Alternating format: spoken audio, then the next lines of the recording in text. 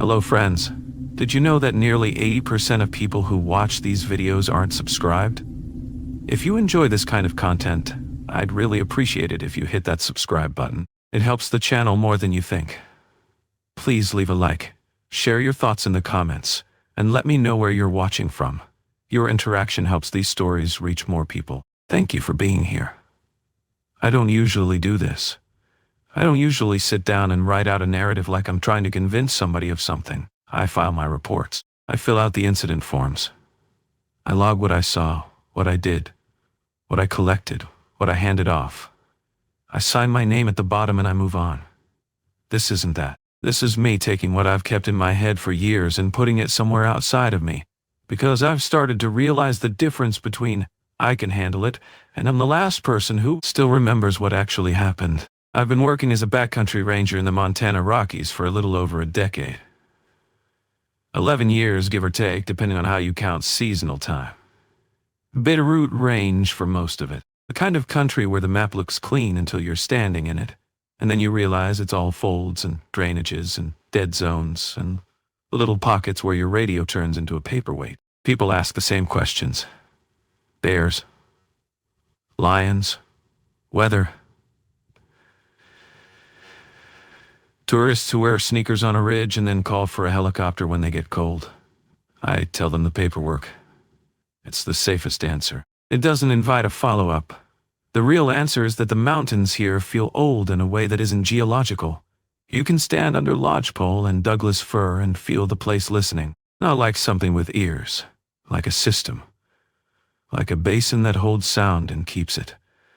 Like a valley that remembers the pressure of a footstep. The longer you work out there, the more you stop trusting the normal assumptions. Distance, direction, quiet. The idea that a trail is a fixed thing. I'm not a folklore guy. I grew up with campfire stories same as everyone else. Wendigos. Skinwalkers. People love to give shape to what scares them. A name is a handle. Once you have a handle, you can pretend you have control. I don't do that. If I can't measure it, I don't label it.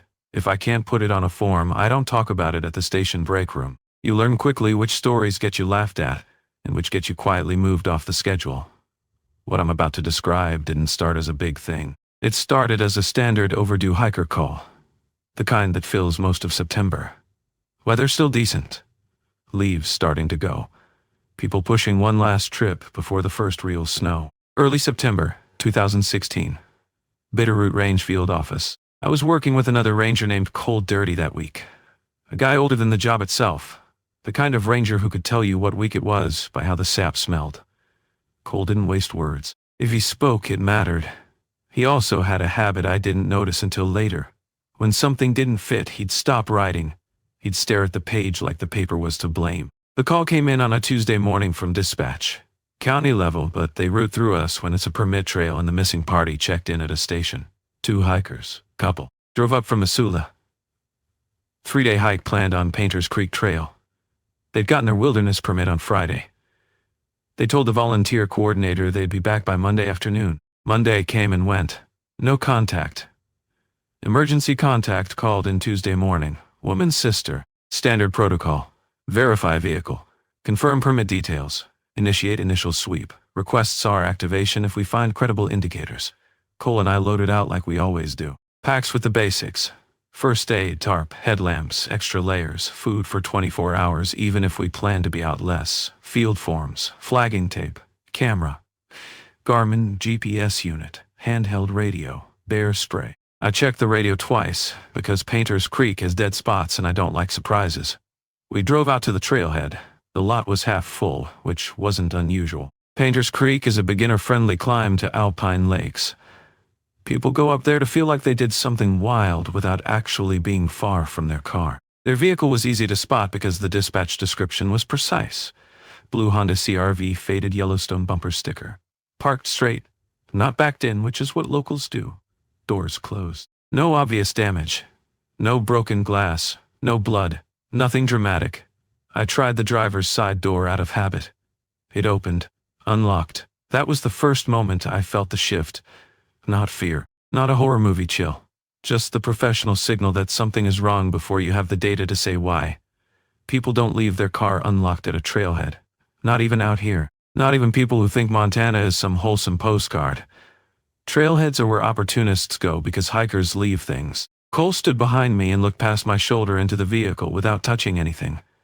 You could tell he was cataloging like a camera. Inside looked normal. 2 coffee cups and holders, a half-empty bag of trail mix, a paper map folded on the passenger seat, jacket on the back, receipts in the console, daylight glare on the dash. But the phones were sitting in the center console. Both phones. That's not what people do. They either take them or they forget one. They don't forget both, Cole said, almost like he was answering a question I hadn't spoken. They took them with them and then brought them back. I didn't like that phrasing because it introduced intent. Or someone else did, I said. He didn't respond. He just reached in with his sleeve over his hand and hit the lock button so we weren't leaving it open for anyone. We documented the vehicle, license plate, VIN, location coordinates, time, photos from 4 corners. We didn't take anything. Chain of custody matters, even in the woods. Then we started up the trail. Painter's Creek starts gentle and then settles into a steady climb. Lodgepole pine and Douglas fir. Duff underfoot. Switchbacks that make beginners feel like they're in the mountains without actually demanding much. The trail was well maintained. Clear signage. No washouts. No confusing forks. Nothing that should swallow 2 people who had planned and permitted. Around mile marker 4, we found their first campsite. It wasn't hidden. It wasn't off-route. It was the kind of spot people choose because it's flat, and it has a view through the trees, and it's close enough to water you can hear it. The tent was still there, properly staked, rainfly secured. No tears, no signs a bear had investigated. No scattered gear, no mess. Inside the tent, sleeping bags laid out, clothes folded neatly in the corner, toiletries organized on a flat rock like they were trying to be tidy for a photo. Food was still in the bear canister, properly stored about 50 yards from the tent. Nothing was touched. No punctures, no drag marks. The canister had the little scratches you expect from rocks, not claw marks. I've seen a lot of abandoned camps. People panic. People leave trash. People dump gear because they think it'll make them faster. People who get injured leave a mess because they don't have the energy to care. This wasn't that. This was like they stepped away and planned to come back within 10 minutes. Cole stood at the edge of the campsite and did what he always did. He looked at the ground. Not the obvious stuff. He was looking for the story your boots leave behind. They went for a day hike and never came back, he said. Maybe, I replied, because I didn't want certainty yet. I started my perimeter search around the campsite. Standard practice. Spiral outward. Look for prints, broken branches, disturbed duff. Anything that suggests a direction. Ground was dry and hard-packed with pine needles. Not great for prints, but you can usually find something. A crushed cone, a scuff in dirt, a snapped twig at ankle height. About 30 yards from the tent, I found partial boot treads, heading northeast away from the trail. Not a clear trail, more like intermittent conformations. I followed until they disappeared in the duff and hard ground. And then I saw the first mark. It was carved into a lodgepole pine about 5 feet up. 3 parallel lines, each about 4 inches long, cut deep into the bark, fresh. Sap was still weeping out in thin, glossy beads. That's not bear work. A bear will scratch, yes, but you get irregular claw spacing, different depths, and the marks don't repeat in perfect parallel lines. You also don't get identical height like it was measured. And bears don't leave 3 marks and then keep doing it in a line. I called Cole over. He squinted, leaned in, and didn't touch it. Bear, he said. And it didn't sound like he believed his own mouth. Bears don't cut in parallel like that, I said. They sure as hell don't do it at 5 feet every time, he replied. We moved in the direction the boot traces had suggested.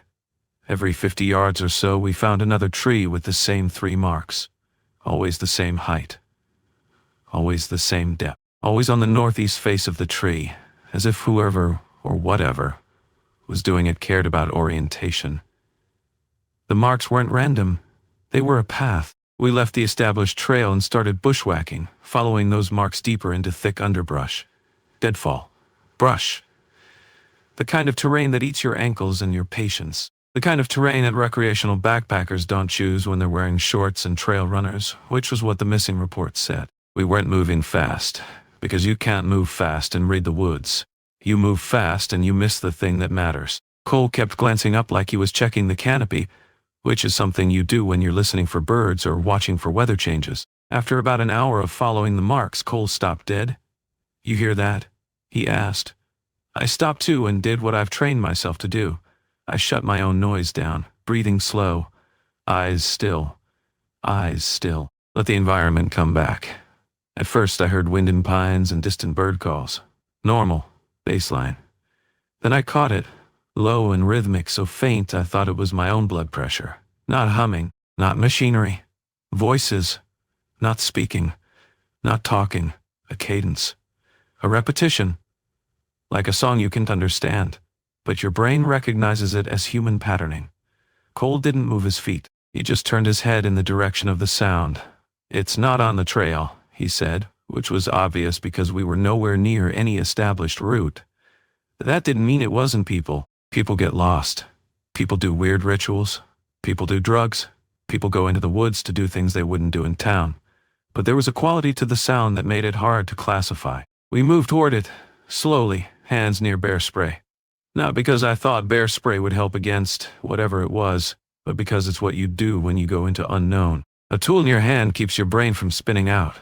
The forest opened into a clearing maybe 30 feet across, and in the center was a cairn, except it wasn't the normal trail marker stack. This was waist high and built with stones that were dark, almost black, and arranged in a spiral pattern that made my eyes want to slide away from it, like it didn't want to be looked at head on. I know how that sounds. I'm telling you what my body did, not what my brain wanted to argue. The chanting was louder here, but the clearing was empty. No footprints on the perimeter. No cigarette smoke. No trash. No sign that anyone had stood there recently. Cole's face had gone tight. Not fear, concentration, like he was doing math. "It's coming from the ground," he said. He was right. The sound wasn't in the air. It had no directionality like a voice does. It was rising up through the soil. Muffled but unmistakably human in timbre, multiple voices, harmonizing, singing or chanting in a language I didn't recognize. I walked closer to the cairn. The stones were cold to the touch. Colder than they should have been in afternoon sun. That kind of cold that sinks into your fingertips and doesn't warm quickly. I pulled my hand back and flexed my fingers. Some of the stones had symbols carved into them. Crudely done pictographs, stick figure forms with too many limbs, like someone who'd never seen a human tried to draw one from description. "We need to move these rocks," I said, because my brain was still in problem-solving mode. If there's something under there, you access it. If someone is trapped, you clear it. If there's a sinkhole, you mark it. If it's a cache, you document it. If it's evidence, you secure it. Cole didn't move. "The hell we do," he said quietly. "We need to call this in," he continued, still not raising his voice. "Get a proper team. This isn't—" He stopped himself, like he almost said something he didn't want on record, even with just me there.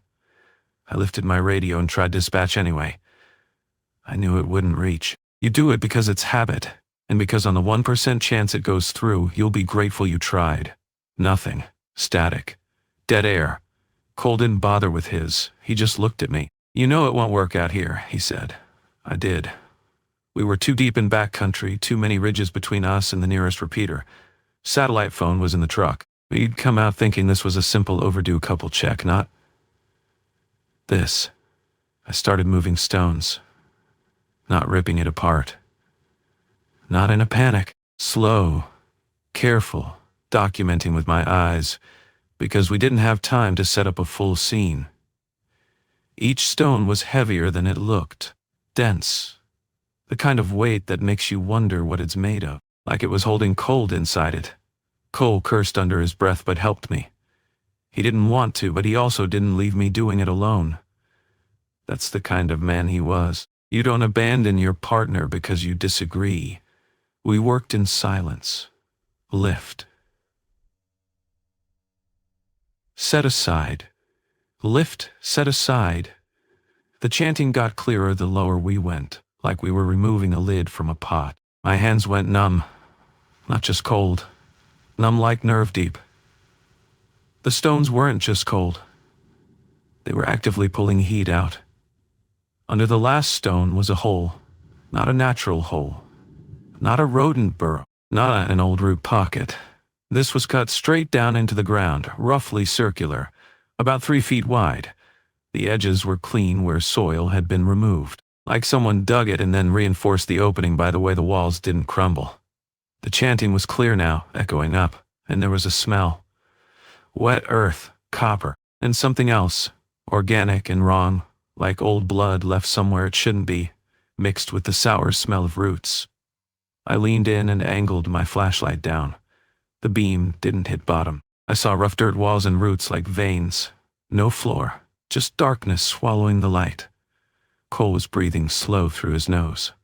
I could hear it. He was the kind of ranger who didn't like caves, even before this. I did the stupid thing. I called down. "Hello," I said, voice flat, professional, like I was on a SAR scene and there was a chance someone was trapped. My voice echoed back, but distorted, like the shape of the hole changed what it returned. Like the sound came back to me with a delay that didn't match the depth I could see. And then the chanting stopped, instantly. Not fading, not trailing off. One moment it was there, the next it was gone. Silence in that clearing, the kind where even the wind seems to step back. I remember looking up at the tree line and realizing the birds were gone. I hadn't noticed them before because we were focused, but the clearing had felt occupied by sound. Now it felt empty in a different way. Then I heard footsteps, not above, not in the brush. From inside the hole, something climbing. A hand appeared at the edge of the opening. Pale fingers, dirt under the nails, trembling. Human. Then another hand. Then a head emerged from the darkness. It was the woman from the missing report. Sarah Hriss, according to the permit form. Her face was smudged with dirt and her hair was matted with leaves and debris, but she was alive. And she looked at me like she recognized me, even though we'd never met. "Help me," she whispered. Her voice was barely audible, like she didn't have enough air to power it. Cole and I grabbed her forearms and pulled her up. She collapsed on the ground like her bones forgot how to hold her. She was shaking hard. I handed her my water bottle. She drank without stopping, spilling down her chin, gulping like her throat was trying to outrun panic. Cole didn't waste time with comfort. "Where's Marcus?" he asked. Marcus Chen, the boyfriend, the other half of the permit. Sarah lifted her head. Her eyes were wrong. It wasn't a dramatic thing. No glowing, no black sclera, nothing you'd call supernatural. Her pupils were too dilated for the bright afternoon light, like her body was still reacting to a dark place. She opened her mouth like she was going to answer, but nothing came out. Instead, she pointed back down into the hole. I leaned over and shined my flashlight again. Still no bottom, so just roots and dirt walls and darkness. "How far down does it go?" I asked. Sarah held up both hands, 10 fingers. Then she shook her head and held them up again. And again. Like 10 wasn't the number. Like 10 was the unit. Cole muttered something under his breath that I won't repeat here, because it wasn't a prayer. It was just the kind of thing a man says when the world stops matching his training. I leaned closer, aimed the light straight down, and did the second stupid thing. "Marcus," I called. "Marcus Chen, can you hear me?" No response. Sarah grabbed my sleeve so hard her fingers bruised me. She shook her head violently, eyes wide, and her voice came out in a rasp. "Don't," she whispered. "Why not?" I asked. And I remember being annoyed at myself for the question, because of course I already knew the answer in my gut. Sarah stared at me like I was a child about to step into traffic. "Because something might answer," she said. That sentence settled over the clearing heavier than any of those black stones. We got her to her feet. She could barely walk. Cole and I supported her between us and started moving back toward the campsite, toward the trail, toward the place where radios might work. Sarah kept looking over her shoulder at the hole like she expected the ground to open wider behind us. "We need to tell you what we saw," she said, and her voice changed on those words, went flat and measured like she was reciting something she'd practiced in her head to keep from breaking. "We need to tell someone," she added. "You can tell us," Cole said. "Start from the beginning."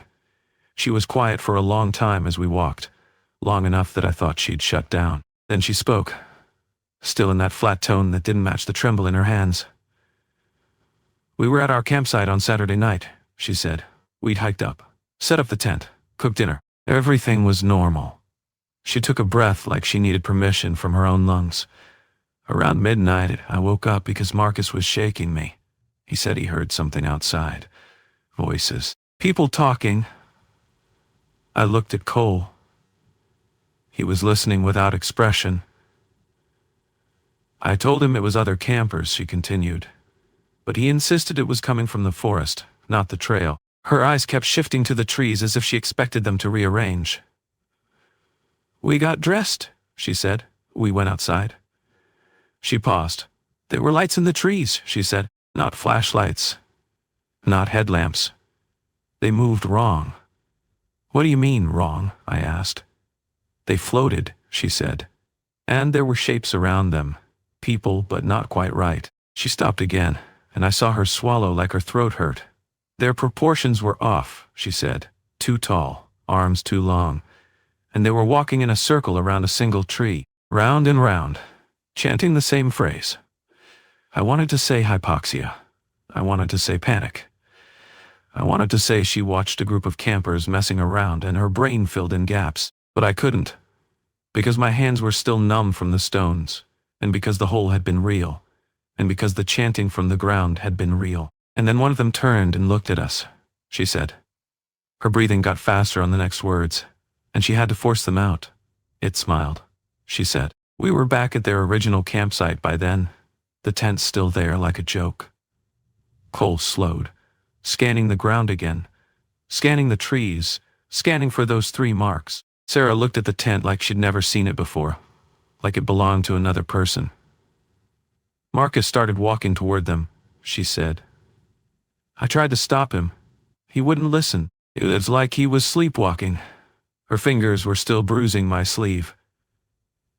His eyes were open, she said, but he wasn't seeing me. Cole's jaw clenched once. That was the only sign. He walked into the forest, she said. I ran after him. I kept calling his name. He didn't respond. She stared at the ground and kept walking as she talked, like movement kept her from freezing. We walked for hours, she said. I don't know how long. The sun never came up.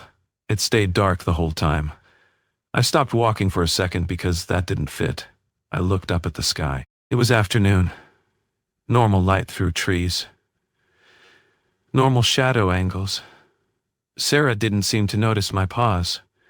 She was still inside it. And then we found the rocks, she said. The cairn, Cole corrected automatically. She nodded without looking at him.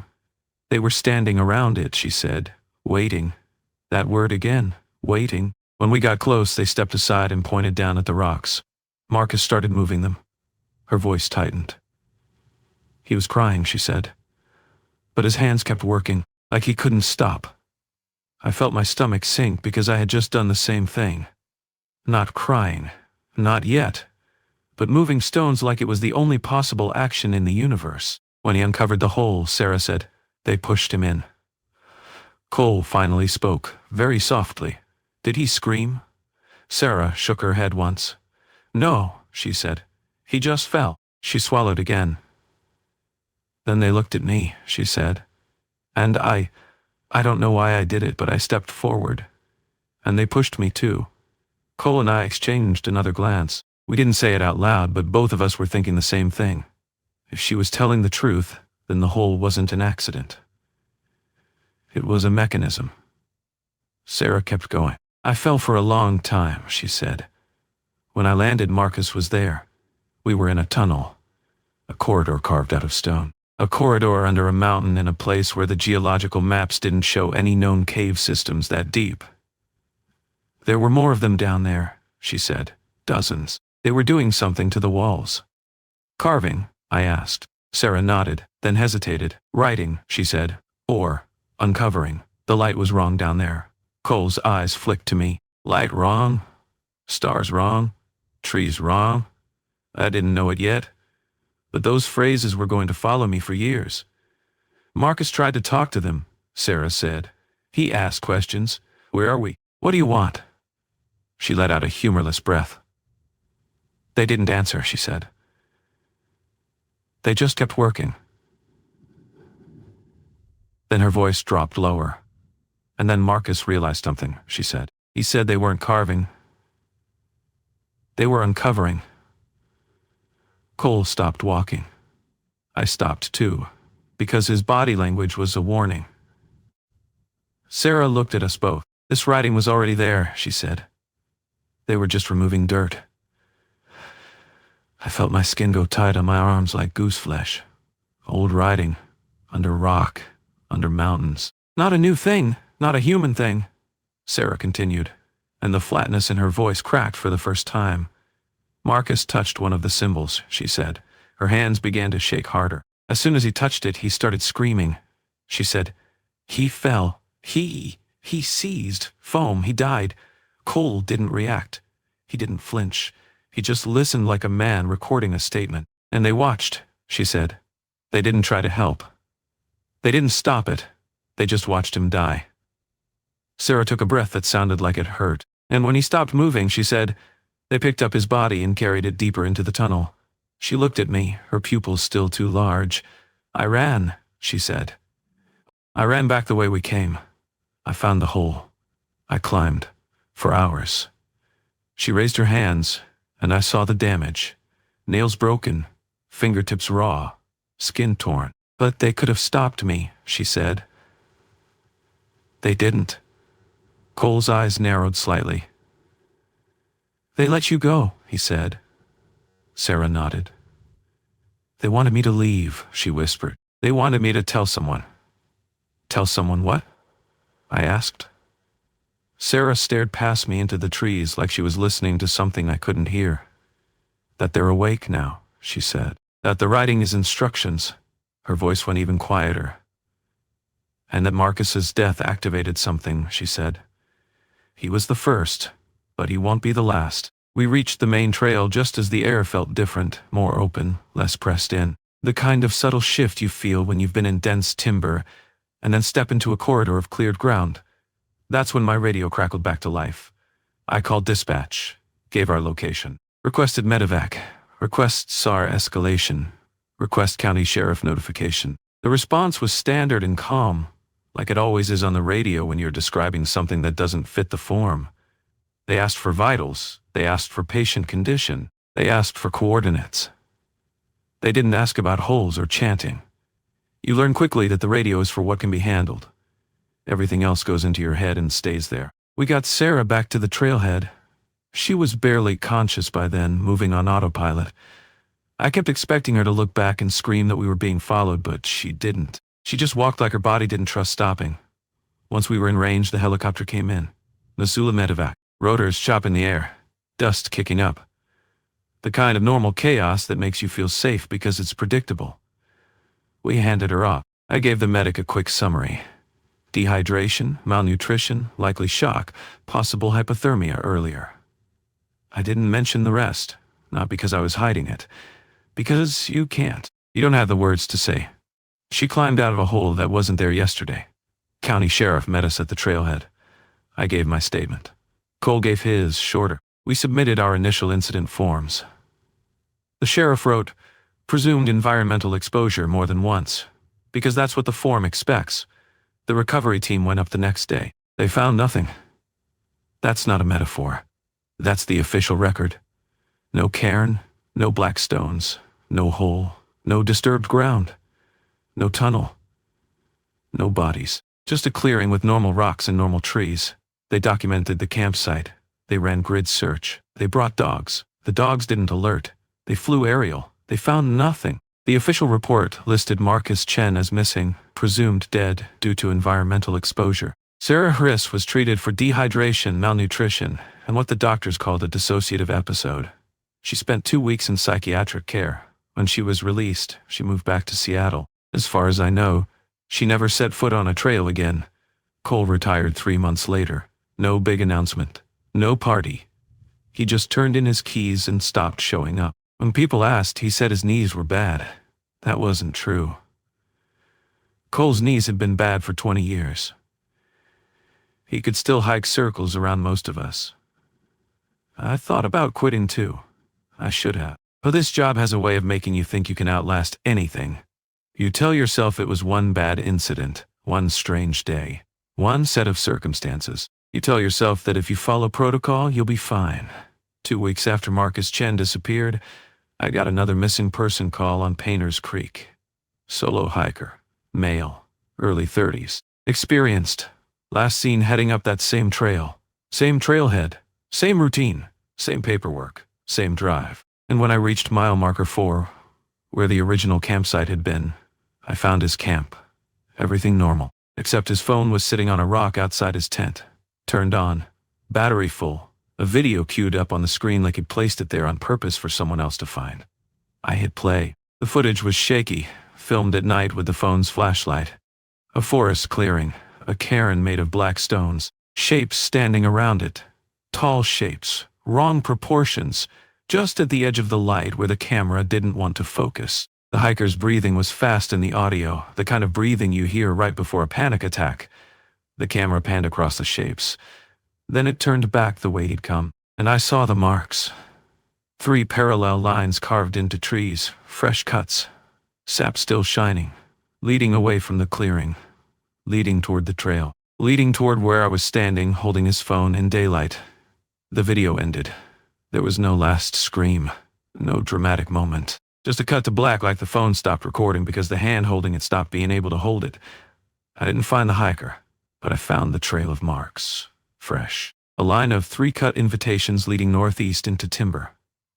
I stood there for a long time with my radio in my hand, my thumb hovering over the transmit button like it could save me. I didn't follow them that day. Not yet. I did what the job told me to do. I marked the location. I documented. I called for SAR. I stayed on established ground.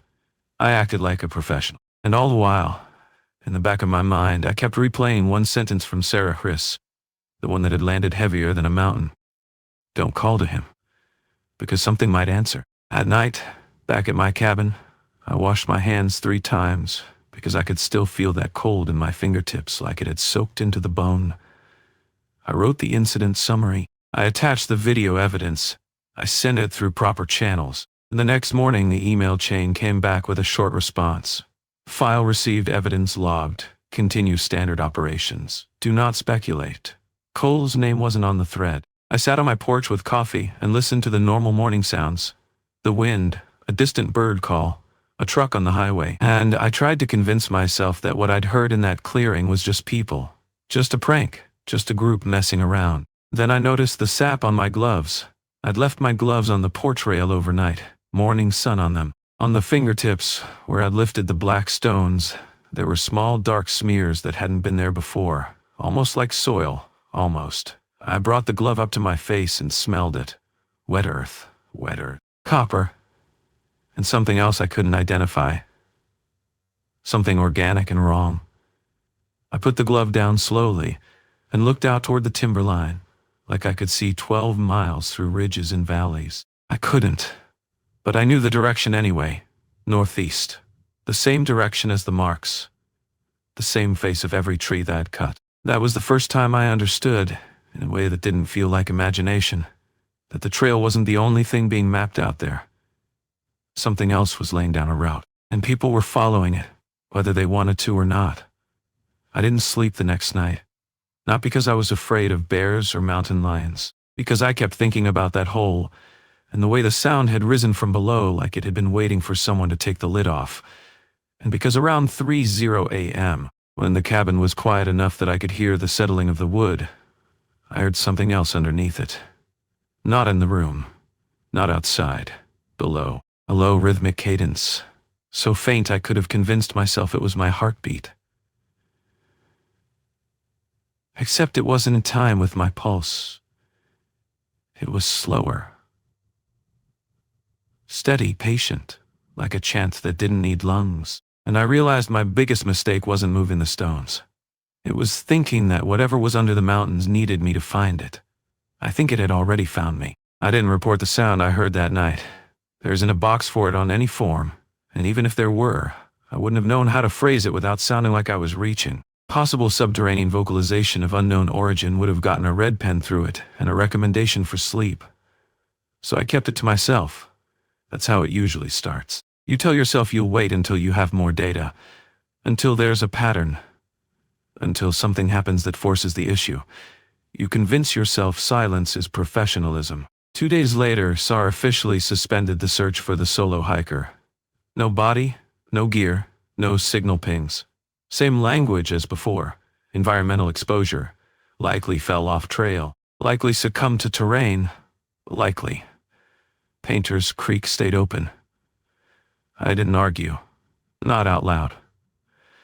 I filed my addendum. I attached the video again. I highlighted the tree marks in my notes, included photos with scale references.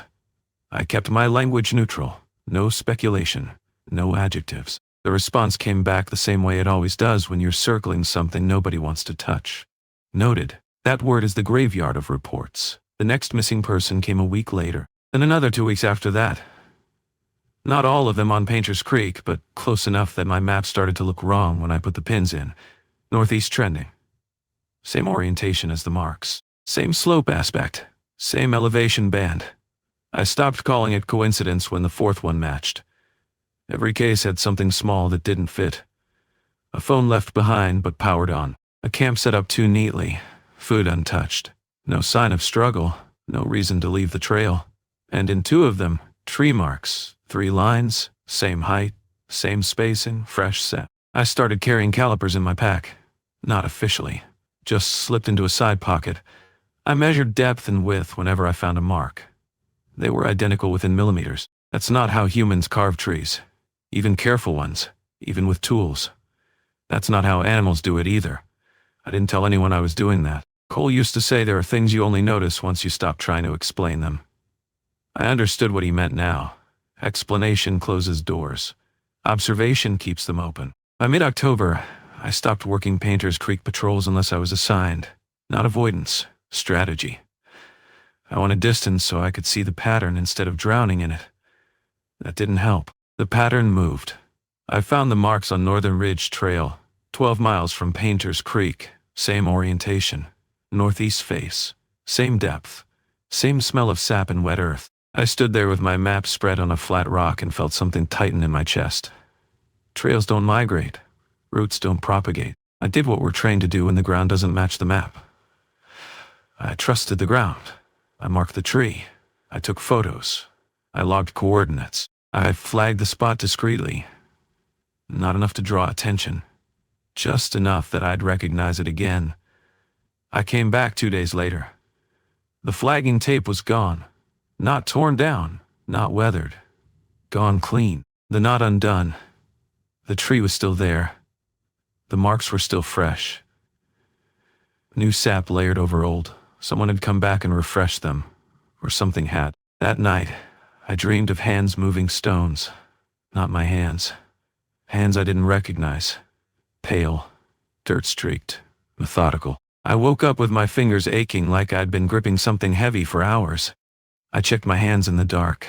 There was dirt under my nails. Black dirt. Not local soil. I know the difference. Bitterroot soil is lighter, loamy, full of needles and grit. This was fine. Dense. Smelled faintly metallic when I rubbed it between my fingers. I didn't sleep after that. A week later, I was called in by my supervisor. Not for discipline. Not formally.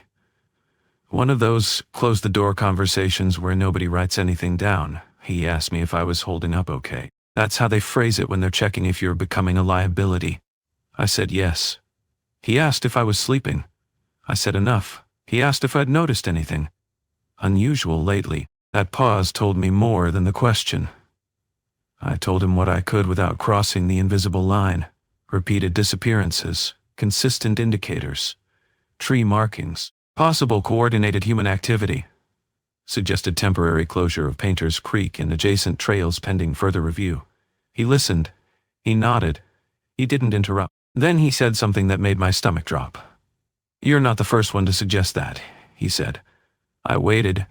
"We've had closure recommendations before," he continued. "Over the years, not just Painter's Creek. Different trails, different districts. Why weren't they closed?" I asked. He leaned back and folded his hands like he was choosing words carefully. "Because the reasons never held up," he said. "Patterns without causes. Reports that don't agree with each other. Witnesses who don't corroborate. I thought about Sarah, about her flat voice, about the way she described the riding under the mountain. Some of those rangers don't work here anymore, he added.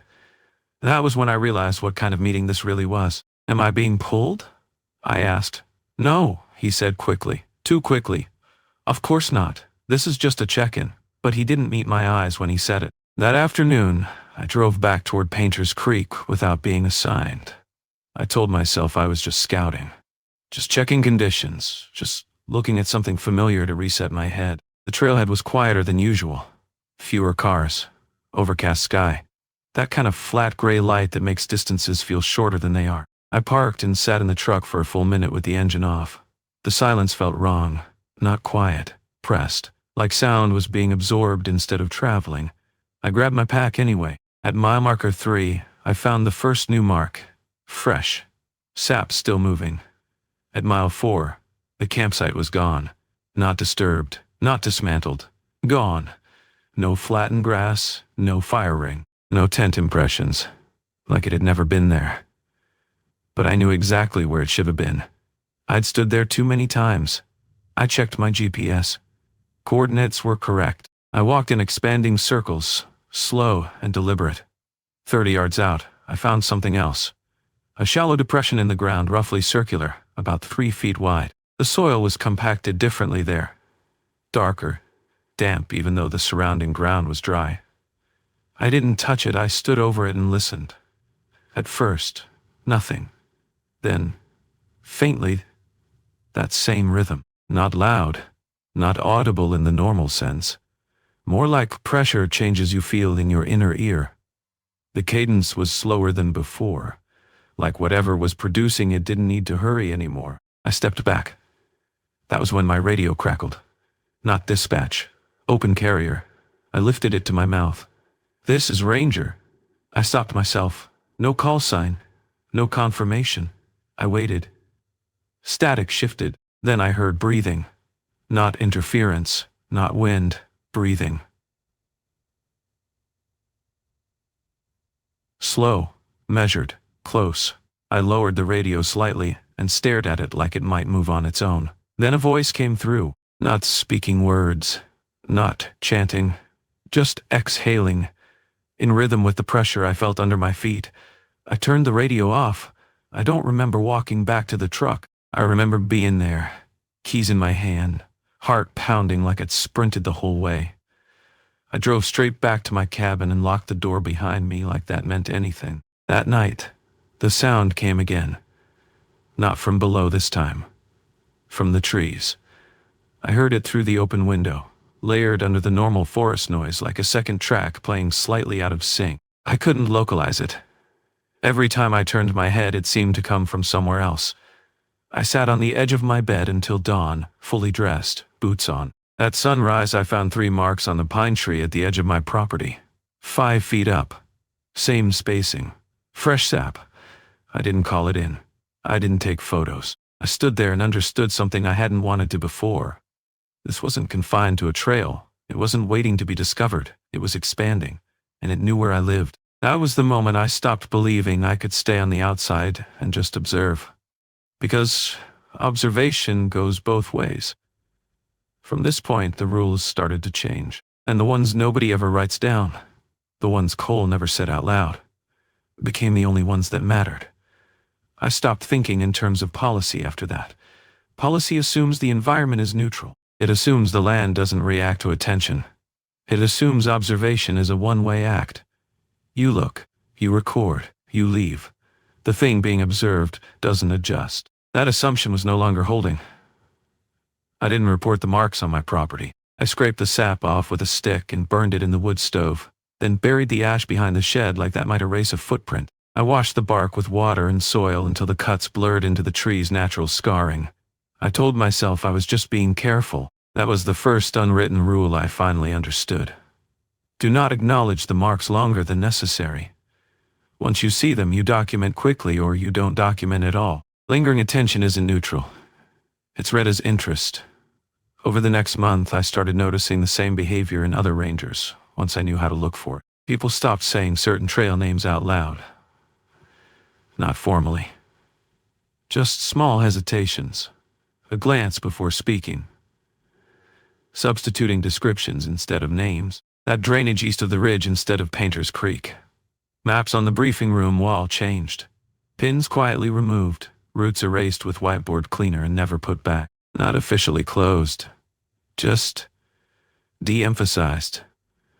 Nobody discussed it directly. But everyone who'd been here long enough knew the same thing. Some places don't get safer when you study them. They get louder. I ran into Cole once, about a month after he retired. Grocery store in town. He was thinner. Had that look people get when they stop sleeping deeply. We made eye contact in the produce aisle and both of us hesitated like we were deciding whether acknowledging the other would make something worse. He nodded first. We ended up outside by his truck, talking in half sentences like we were being recorded. "You still working the east side?" He asked. "Not much," I said. He watched me for a moment, then said, "Good." I waited. "There are places," he said finally, "where the land doesn't forget being disturbed." I didn't interrupt. "You think it's superstition," he continued. "Old ranger talk. Tribal stuff. Campfire warnings." He shook his head. "It's procedural," he said. "You just don't get trained on it." "What kind of procedure?" I asked. Cole looked around the parking lot. "Too many people. Too many reflective surfaces. The kind you learn by watching who doesn't come back," he said. He got in his truck after that and drove away without another word. That was the second unwritten rule. If a veteran stops writing, you should stop asking. In November, the weather turned early. Snow at elevation. Trails thinning out. That should have slowed things down. It didn't. The disappearances didn't stop. They shifted, no longer clustered tightly around Painter's Creek, but still following that northeast trend, like a line being drawn across watersheds, unconcerned with trail boundaries or jurisdiction lines. I started overlaying cases from neighboring districts, quietly, after hours. Old incident logs, archived SAR summaries. When I put them together, the line was unmistakable. It wasn't random. It wasn't even following terrain. It was following orientation. Same face of slope, same angle to prevailing wind, same relationship to sunrise. That's when I noticed something else. Every location had a cairn nearby. Not always obvious, sometimes collapsed. Sometimes overgrown, sometimes natural. But always present if you knew how to spot deliberate stacking versus erosion. And always somewhere close. The marks. 3 lines, not a warning. A directional indicator, the third unwritten rule. The marks don't mark danger. They mark access. I should have escalated. I should have walked into my supervisor's office and laid everything out, patterns and overlays and measurements. Instead, I waited, because I'd already seen what escalation did. It triggered interest. And interest was exactly what this thing responded to. That's when the radio incidents started. Not failures, not dead zones. Misrouting. I'd key up dispatch and get a response that wasn't meant for me. Another ranger's call sign. Another district. Another time. Once, I heard my own voice come back at me. Mid-sentence, like an echo delayed by several seconds. I logged none of it. I stopped carrying the radio on overnight patrols unless policy demanded it. Fourth unwritten rule. Do not transmit after dark unless you are prepared for a response. In late November, I was assigned a routine winter closure check on a trail that wasn't on my mental list. Low risk, familiar terrain, day hike. I told myself this was good, normal. A chance to reset. About 2 miles in, I found the marks. Same height, same spacing, wrong trail. I stood there longer than I should have, calipers in my hand, brain trying to force coincidence back into the world. That's when I noticed something subtle but catastrophic. The marks were weathered, not fresh. They'd been there before the bark grew around them. Trees don't heal that way unless years have passed. I checked another tree. Same thing. The cuts weren't new. They were being reopened. Whatever was making them had done this long before 2016. Long before permits. Long before trails. This was an outbreak. It was a resurfacing. I turned around and ended the patrol early without filing a reason. That night, the sound returned. Clearer than before, not loud. Closer. It wasn't coming from below ground now. It wasn't localized to one direction. It was layered into the environment itself, like the forest had a second pulse beneath its normal rhythm. I noticed my breathing unconsciously syncing to it. That scared me more than the sound itself, because that meant my body recognized it as pattern. The fifth unwritten rule arrived fully formed in my mind. Not learned, not taught. If you start to match it, leave immediately. I packed a bag that night. Not gear, clothes, documents, things I could not replace. I didn't leave, because at 2:47 a.m., there was a knock on my door. Not loud, not urgent. 3 taps, measured, evenly spaced. The same spacing as the marks. I stood in the hallway with the lights off, heart hammering, every rational instinct telling me not to answer. I looked through the side window. No one was there. But on the porch rail, in the frost, were 3 shallow impressions. Parallel. Pressed into the wood like fingers had rested there for a long time. Waiting. I didn't sleep after that, and I finally understood why the disappearances weren't chaotic. Why they followed a line. Why some people came back changed and others didn't come back at all. This wasn't predation. It was recruitment. And the people who noticed patterns were always contacted eventually. Sometimes by marks, sometimes by sound, sometimes by invitation. From here on, my job stopped being ranger work. It became resistance, and resistance, I learned very quickly, has its own consequences. I didn't go to work the next day. I called in sick for the first time in years and listened to the way my supervisor paused before saying, "Okay," not concern, assessment, like he was checking something off a list. I stayed inside with the blinds closed and the radio unplugged. I moved through the house slowly, deliberately, making as little noise as possible, even though I knew sound wasn't the trigger. Attention was. By noon, the pressure in my ears had faded. By evening, the cadence was barely there, like a memory you're not sure belongs to you. That was when I made my first real mistake. I tried to understand it. I sat at the kitchen table with my map spread out and started drawing the line again. Painter's Creek, Northern Ridge. The outliers. I overlaid elevation bands, watersheds, fault lines. I checked old geological surveys. I pulled up tribal boundary maps, not for myths or stories, but for something practical. Patterns of avoidance, gaps, places left unnamed. I wasn't looking for a name. I was looking for a rule. The line didn't care about water or rock. It cut straight across them. What followed was older. Orientation to the sun at certain times of year. The angle of shadow just before dusk in late summer and early fall. That was when I noticed the dates. The first disappearance in my stack wasn't 2016. It was 1974, different trail name, same orientation, same elevation, same 3 marks noted in the margins of a handwritten SAR report, dismissed at the time as likely vandalism. Then 1989. Then 1987. Then a gap. Then 2016. Intervals tightening, frequency increasing. I leaned back and felt my chair creak under me, and for a moment the sound seemed too loud, like it traveled farther than it should have. I realized something then that I wish I hadn't. This wasn't spreading because it was hungry. It was spreading because it was being used. The line wasn't advancing randomly. It was being extended, one access point at a time, reopened when conditions were right.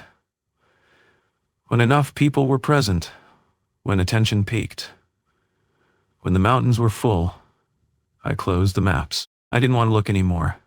That night, my phone rang. Unknown number. I let it ring out. It rang again. I answered on the 3rd ring because some part of me needed to know if it would say my name. It didn't. All I heard was breathing. Not static. Not interference. Breathing that matched mine exactly, down to the timing between inhale and exhale. I hung up. The phone immediately rang again. This time, I turned it off and removed the battery. I sat in the dark living room and counted my breaths until the match broke. The next morning, I found a note on my windshield, not tucked under the wiper, not taped, just resting there like it had always belonged. No envelope, no handwriting. It was a scrap of paper torn cleanly, no ragged edges, with 3 short lines drawn in pencil, parallel. I burned it. I didn't report that either. By mid-December, I was back at work, but I wasn't the same ranger. I stopped volunteering for SAR coordination. I avoided briefing rooms when certain names came up. I changed patrol routes without explanation. I made excuses. Other rangers noticed. They stopped pairing me with rookies. Not officially, but there's a quiet sorting that happens in places like this. You get placed where you'll do the least damage. I started seeing the others. Not the ones who disappear. The ones who come back wrong. A ranger from the Western District who paused too long before answering questions, like he was waiting for a prompt only he could hear. A volunteer who stared at tree bark during briefings, fingers twitching slightly as if tracing lines. They all shared the same habit. They avoided eye contact when the subject turned to certain trails. They didn't say the names. The 6th unwritten rule made itself known. If someone refuses to name a place, respect that. In January, a winter hiker went missing during a low-risk snowshoe loop well outside the summer corridor. No marks, no cairns, no phone. But his last GPS ping showed him stopped for over 2 hours in one location before the signal went dead. When SAR reached the spot, they found his tracks, leading in, and then leading out. But the spacing was wrong. Too even, too precise. Like someone had walked his path twice, once forward and once backward, perfectly. The team leader dismissed it as wind drift and melt freeze distortion. I didn't argue. I was done arguing. That night, I dreamed I was standing in a clearing with no trees, just open ground under a gray sky. In front of me was a line drawn in the dirt, perfectly straight, stretching farther than I could see.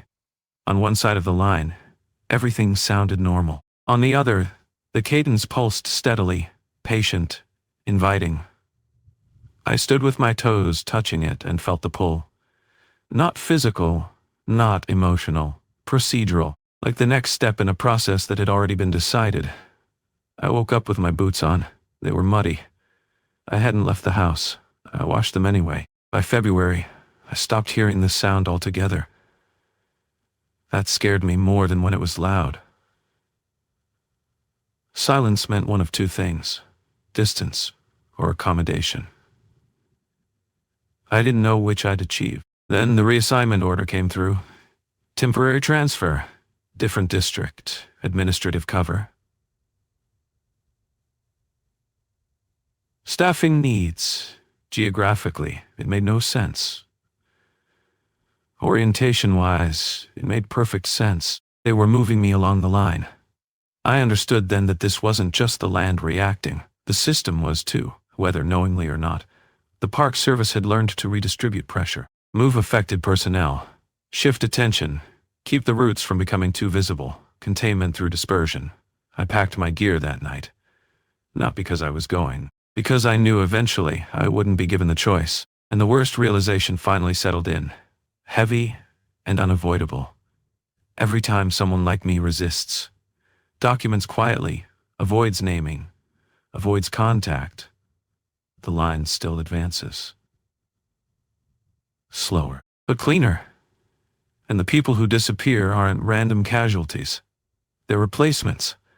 That's when I stopped thinking about survival in terms of staying alive. I started thinking about not being useful. Not to the system. Not to the land. Not to whatever waits underneath the stones. Because once you're useful, you're already halfway recruited. The incident that forced everything into the open didn't happen on Painter's Creek. It happened somewhere that shouldn't have mattered at all. Early March, shoulder season. Snowpack unstable at elevation, but lower trails were opening in patches. I was on a short solo patrol, administrative, not operational. Verify signage. Check a culvert. Nothing that should have put me anywhere near trouble. The trail had no history, no disappearances, no marks in my private logs. No reason to be on the line. Until I saw the cairn. It wasn't prominent, not ceremonial. Just a low collapsed stack near a bend in the trail, half sunk into melting snow. If you weren't looking for deliberate placement, you'd walk right past it. I stopped anyway, That was my second real mistake. I crouched and brushed snow away with my glove. The stones underneath were dark, not black like the earlier ones. Dark in the sense that they absorbed light instead of reflecting it, wet-looking even though the surrounding ground was dry. And carved into the top stone, almost invisible unless the light hit it just right, were 3 lines. Old, not reopened, original. My radio crackled as soon as I stood up. I hadn't keyed it. "This is dispatch," a voice said. My pulse jumped because the voice used my call sign correctly. Cadence perfect. Tone professional. "Go ahead," I replied automatically. There was a pause. Then, "Confirm your location." I glanced down at my GPS. Coordinates stable. Map normal. I read them out. Another pause. "That location doesn't exist," dispatch said. Cold settled in my chest. "Repeat," I said. "That trail segment was decommissioned in 1992, the voice replied. "There is no active patrol route there." I looked up at the trees, the trail, the signpost 20 yards behind me. Everything was there. "I'm standing on it," I said. Silence. Then the radio emitted a soft sound I'd never heard before. Not static, not feedback, breathing. I didn't wait. I turned and started walking back the way I'd come, fast but controlled, not running. Running draws attention. That was another rule I hadn't articulated yet. The trail started to feel wrong almost immediately. Distance stretched. Landmarks took too long to appear. My watch showed time passing normally, but my body felt like it was moving through resistance. That's when the sound returned. Not beneath me. Ahead. Faint, rhythmic, layered into the crunch of snow under my boots until I couldn't tell which sound belonged to which source. I stopped. The sound stopped too. I took one step forward. It resumed. That was when I realized the escalation had crossed the threshold. This wasn't invitation anymore. This was synchronization. I turned off the trail and moved downhill, breaking protocol deliberately. Trails are predictable. Off-trail movement introduces noise into whatever system expects you to behave a certain way. The cadence faltered, just slightly. Enough to tell me I'd done something right. I pushed harder, moving downslope through brush and snowmelt, ignoring scratches and wet boots. My only rule was elevation loss. Downhill eventually leads to something: water, road, boundary. I didn't check my GPS again. I didn't radio. After maybe 40 minutes, though it felt longer, I broke out onto a logging spur road. Gravel, tire tracks, normality so sharp it almost hurt. The sound vanished completely. I sat on the cold ground with my back against a culvert and waited until my breathing stopped trying to match anything but itself. When I finally stood, I noticed my gloves. Sap, fresh, on the fingertips. I'd never touched a tree. I drove straight to the district office and filed a report. Not my private notes. Not a sanitized addendum. A full incident report. I included everything. The cairn, the radio exchange, the decommissioned trail discrepancy, the sound, the physiological response. I attached photos, GPS logs, audio capture from the radio, which, against all odds, had recorded something. I sent it up the chain. Within 2 hours, I was told to stand down. Within 4, I was placed on administrative leave pending evaluation. They used the right words. Concern for my well-being? Stress exposure. Accumulated trauma. No accusation. No argument. Just removal. That night, I listened to the radio traffic from home. Habit more than need. At 11:38 p.m., a call came in from a different district. Solo hiker overdue. Early 30s. Experience. Trailhead vehicle found unlocked. Phone inside. Queued video. They didn't say the trail name over the air. I didn't need them to. The next morning, someone knocked on my door. 2 people. Not law enforcement. Not SAR. Administrative. They asked for my badge, my keys, my radio. They said it was temporary. They said I could appeal after evaluation. I handed everything over. As they walked away, one of them paused. Quietly, without looking at me, he said, "You shouldn't have filed that." I closed the door and leaned against it until my legs stopped shaking. That was the peak. Not the chanting, not the hole, not the marks. The moment the system acknowledged what I'd seen and chose containment over correction. Because now I understood the final unwritten rule, the one nobody survives learning cleanly. Once you prove the pattern, you become part of it. That night the cadence returned for the first time in weeks. Not outside, inside my head. Low, steady, patient, and layered beneath it was something worse, recognition. I never went back to that section of trail. Officially, it was reassigned due to seasonal access issues. Unofficially, my supervisor stopped making eye contact with me whenever my name came up in scheduling meetings. That happens sometimes in this job. You see something that doesn't fit neatly into a report template, and suddenly you're no longer the best person for certain assignments. The paperwork from the incident went through 3 revisions. The first version I submitted mentioned the markings on the trees, the anomalous stone arrangement, the recovered hiker's statements, and the physical impossibility of the site as we found it. That version was returned to me with entire paragraphs blacked out and a note in the margin that simply read, "Rephrase, remove conjecture." The second version removed the woman's account entirely and reduced the search area to unproductive terrain. That one came back marked insufficient detail. The third version was accepted. In it, Marcus Chen officially succumbed to environmental exposure after becoming disoriented off-trail. The rock formation was described as a naturally occurring cairn, possibly disturbed by animals. The recovered hiker's testimony was classified as stress-induced hallucination consistent with dehydration and acute trauma. I signed it.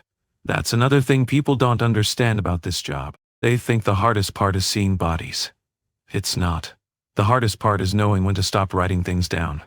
Cole retired early. Not medical, not disciplinary. He just turned in his badge one morning and said he was done. He didn't leave Montana. He moved farther in. Bought a cabin well outside any mapped trail system. No internet, no phone line. The last time I checked in on him was a year later, when I drove out there unannounced. He didn't look surprised to see me. We didn't talk about the incident. We talked about weather patterns, elk migration, and the condition of the dirt road leading to his place. Before I left, he said something I've thought about almost every day since. "They don't like being watched," he said. I asked him who they were. He shook his head. "Doesn't matter. Just remember that attention goes both ways." I tried to do what the department recommended. Mandatory counseling, temporary reassignment, time off. For a while, it worked. Or at least, I thought it did. But there were patterns I couldn't ignore. Every missing person case within a 100-mile radius started to share the same quiet similarities. Unlocked vehicles, phones left behind but powered on. Campsites arranged too neatly, as if whoever had been there expected to return shortly. Logs that ended mid-sentence. GPS tracks that terminated cleanly instead of drifting. And always, if you knew what to look for, there were marks. Not always 3. Not always on trees. Sometimes it was disturbed soil. Sometimes stone arrangements that didn't show up on satellite imagery. Sometimes just an absence where something should have been. There are unwritten rules in this line of work. They don't teach them at the academy. You learn them by listening, by watching how the old hands behave. Don't whistle at night. Don't respond to voices calling your name unless you can see the person clearly. Don't follow tracks that don't match the terrain. And if you find something that doesn't make sense, don't try to force it to. Those rules exist for a reason. I broke them more than once. 4 years after the Painters Creek incident, I was reassigned to a different district. New terrain, new trails, new dispatch codes. I told myself that whatever was happening back there was localized, an anomaly, a statistical cluster. Then I found the marks outside my cabin. 3 lines cut cleanly into the bark of a ponderosa pine. Fresh sap, northeast facing. Exactly the same height as the ones I'd seen years earlier. I didn't report it. That night, I dreamed I was back on patrol. Same gear, same radio chatter, same slow, familiar rhythm of walking a trail you've walked 100 times before. In the dream, I came to a clearing I didn't recognize. There was no cairn at first, just disturbed ground. I remember thinking, very clearly, that I should turn around. I didn't. I woke up standing in my kitchen, boots on, pack strapped, keys in my hand. The door was open, cold air coming in. I had no memory of getting out of bed. That was when I finally understood something Sarah had said. something I hadn't wanted to hear at the time. They wanted me to leave, not as a mercy, as a transmission. Some things don't hunt the way animals do. They don't chase.